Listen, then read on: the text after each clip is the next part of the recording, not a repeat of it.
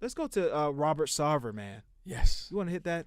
He should be the former owner of the Suns. LeBron tweeted this as well. He was like, read through the Sarver stories a few times now. I got to be honest, our league definitely got this wrong.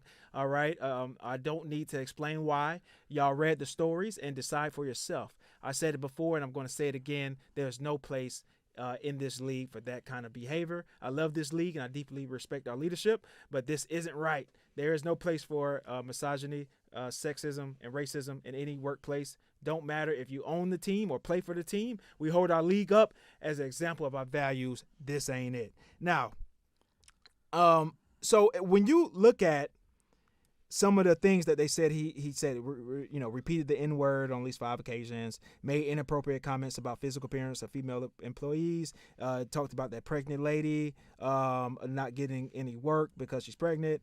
Well, what was the thing about with male employees? Like, boom, that's what I'm getting to. Okay. So I said inappropriate physical contact towards male employees. I'm like, what is that? What does that mean?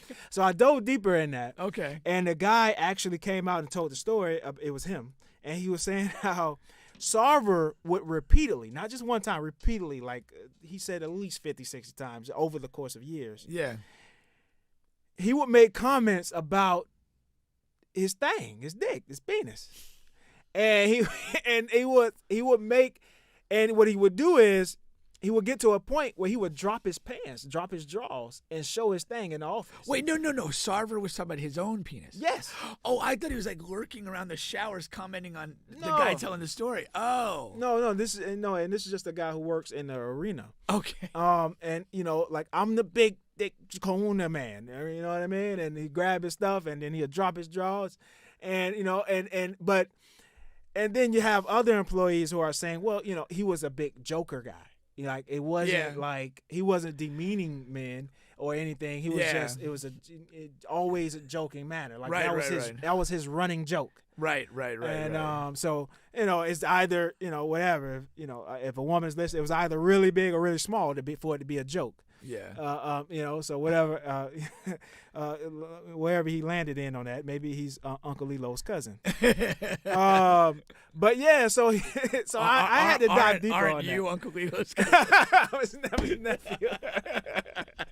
But that Gene skipped a few lines there. Oh, that's but that I had to dive deeper. I was like, what is that? 'Cause just like you're like, what is that? I thought was he did he hit somebody? Take a swing at somebody or like whatever? He would just repeatedly grab his junk, drop his jaws. I could imagine, whatever. Yeah. I guess that does it does open a different take on it. Like, is he being funny? Is it all done with like a sarcasm with a clear humorous intent, or is it genuinely kind of abusive and mean spirited? I mean, I don't know. That becomes an interesting question. If it's just so consuming, though, that it's just years and years of stuff, like at some point it's just like, this is just not something the league needs. Yeah. And I guess my one issue with like a suspension, if this is who the guy is, you don't want him as an owner in the league. And that's kind of what LeBron's saying. It's like, this is just not acceptable. And him sitting out a year and paying some money is not going to change who he is. And so he's going to come back a year from now, the same guy. It's this is not the type of event that's going to change somebody's life. Yeah. And it's like, you probably need to just have either better vetting or a better means to force owners out of the league if their conduct is essentially bad for league business, which this is. Yeah. I mean, he's brought this whole dynamic to the league, and we're in the off season talking about this guy, not talking about basketball and training camps. I mean, that's bad for the brand. And one of the things that go further on that, I've always felt really good about the NBA because they've been really kind of proactive, kind of decisive in a lot of their disciplinary things, and they haven't been sloppy.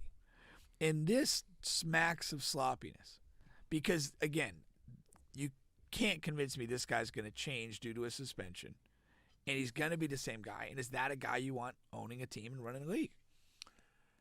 So as I dove deeper in this is my take on it.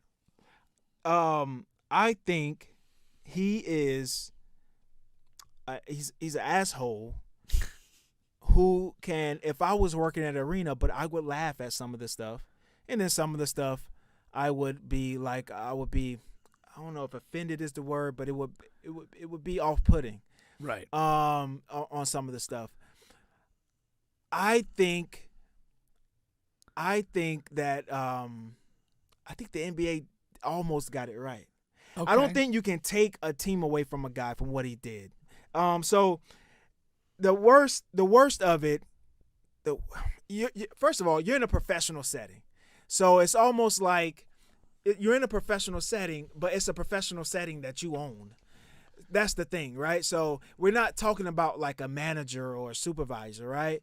So you gotta slap a guy on the wrist, but in order to take something, like okay, so when they say racist comments, the only thing they can pull up was him saying the N-word, and when he's saying it, from all the stories that were recanted, it's just of him recanting something someone else said. Recalling a story. I'm telling a story in which somebody used the N-word, and I'm going to use it because that was what was in the story. That's what was said. And I'm sure, and again, he's saying it he's doing that to be an asshole. He's not, it's not to be a nice guy. He's doing it to be an asshole. That's what he is, and he's, or whatever. Oh, I mean, on that specific side, we talked a little bit before the show. I mean, the team has a black general manager. Yes, and a black coach. And a black head coach, and for the last couple of years has done extremely well with those guys in charge.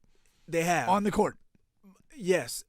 But the reason why I didn't say that or use that point is because to me that's minuscule. That doesn't do anything. Yeah, because white men are going to hire black men. They're subordinates, right? So that's in every business. Racist people hire black people in almost every business. All right. So, but the pregnant woman thing, that's really a joke. I mean, it's not like he fired them or anything. It's just like, if you're going to leave the company, good luck finding work while you're pregnant. He's making a joke. It's a fucking bad joke. He's an asshole. Right. But, do I want to take a team from him because he said that? And he dropping your jaws and stuff. Okay, in his mind, I could see it in his asshole-ish mind. I can't even say sick mind, but he's just an asshole. He didn't do it in front of women. He didn't do it in front of children. Right. He's doing it in front of men who he probably thought, these are guys he's probably doing jokes with every day. Right. Because he didn't do it with every guy. Like, he's not doing it in front of Monty. Right. Guys, Well, who did he do it in front? Do you have any idea? No. Okay. I don't know the guy's name, but one of the guys, he was like a younger guy that was on there talking about it. Okay. In 30s, white guy as well. But he did it to a couple of men in the organization. So to me, it's not Donald Sterling from the Clippers. Okay. It's not like that. It's not. He was the words he was using, the language Donald Sterling, the Clippers owner, was using. Like, you could tell he's a racist. That was actual racist comments.